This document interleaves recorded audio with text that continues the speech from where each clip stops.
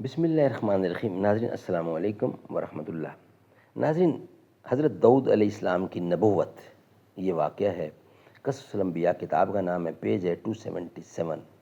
ناظرین، وی log number 237۔ حضرت داؤد علیہ السلام پر دو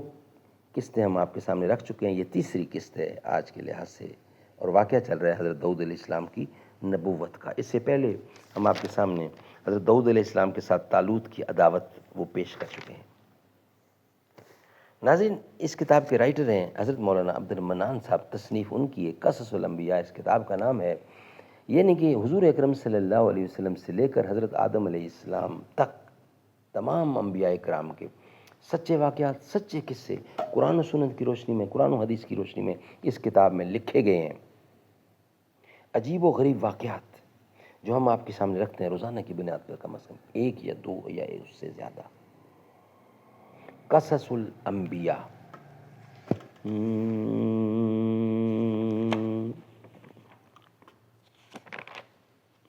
حسین زندہ باد ہیں، حسین زندہ باد من، حسین ہے سخی میرا، حسین میرا پیر ہے، حسین روشن مصطفیٰ دا، حسین دوش مصطفیٰ دا، حسین دوش مصطفیٰ دا، شہ سوار امیر ہے، حسین ہی قرآن دین، حسین وچ آباد من، حسین زندہ باد ہیں، حسین زندہ باد من، حسین زندہ باد ہیں، حسین زندہ باد من، حسین ہے سخی میرا، حسین میرا پیر ہے۔ ناظرین، حضرت داؤد علیہ السلام کی نبوت، وی لاگ نمبر 237، تیسری قسط ہے آج کے لحاظ سے۔ ایک روایت سے معلوم ہوتا ہے کہ حضرت داؤد علیہ السلام یہود ابن یعقوب کی اولاد میں سے تھے۔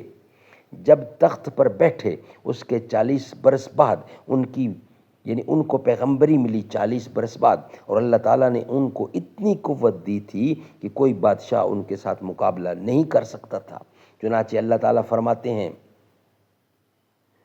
اور یاد کر ہمارے بندے داؤد کو جو صاحب قوت تھا اور ہماری طرف رجوع کرنے والا اور ہمارا ذکر کرنے والا تھا۔ اور ایک اور جگہ اللہ تعالیٰ فرماتے ہیں،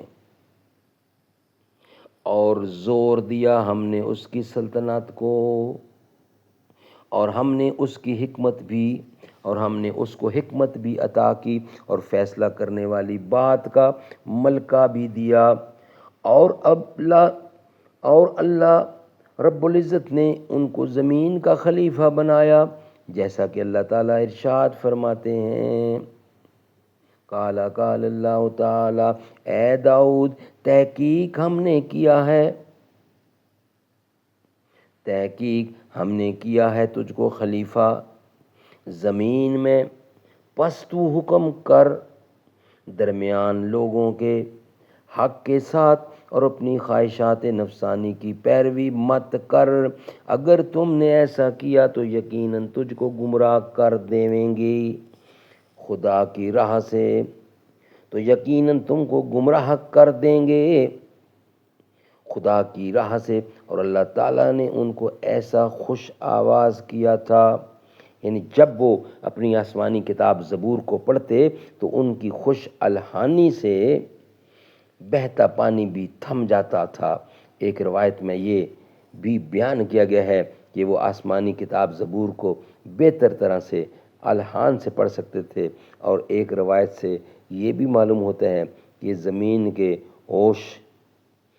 زمین کا وحوش چرند و طیور و درند، زمین کے وحوش چرند و طیور و پرند، جمی جانور ہوا پر اور زمین پر کھڑے ہو کر سنتے تھے آپ کو۔ سبحان اللہ، سبحان اللہ۔ پھر سن کر بے ہوش ہو جاتے تھے اور درختوں کی پتیاں بھی زرد ہو جاتی تھیں اور پھر پتھر موم کی مانند ہو جاتے تھے اور بڑے بڑے پہاڑ جنبش میں آ جاتے تھے اور سب کے سب حضرت داؤد علیہ السلام کے ساتھ تسبیح پڑھا کرتے تھے، جیسا کہ خداوند قدوس ارشاد فرماتے ہیں، قال اللہ تعالی، اے پہاڑ والے جانور رجوع سے پڑھو اور تسبیح کرو، اور اسی کے ساتھ کتاب زبور کی بھی، اور اسی کے ساتھ کتاب زبور کو بھی پڑھا کرو، جو کہ اللہ تعالیٰ نے حضرت داؤد علیہ السلام پر الہام سے وہ آسمانی کتاب نازل فرمائی تھی۔ ناظرین، یہ ویلاگ ہم یہیں کمپلیٹ کرتے ہیں، اس کا بقیہ حصہ نیکسٹ ویلاگ کی صورت میں ہم آپ کے سامنے رکھیں گے، کچھ حصہ ابھی باقی ہے وہ انشاءاللہ رکھیں گے نیکسٹ ویلاگ کی صورت میں۔ سلام تم پر عمر کہ تم نے نبی کا جھنڈا بلند کیا ہے، یہی وجہ ہے کہ نام سن کر ابھی بھی کافر ڈرے ہوئے ہیں۔ حسین رب کا، حسین سب کا، حسین رب کا، حسین سب کا، نشان منزل حسین حق کا، جو ہیں حسینی ابھی بھی دیکھو وہ راہ حق میں ڈٹے ہوئے ہیں۔ حسین لخت جگر علی ہے، عمر بھی داماد ہے علی کا، حسین فاروق جزو ایمان دلوں میں سب کے بسے ہوئے ہیں۔ ہر ایک جہاں میں، ہر ایک مقام پر نبی کے جھنڈے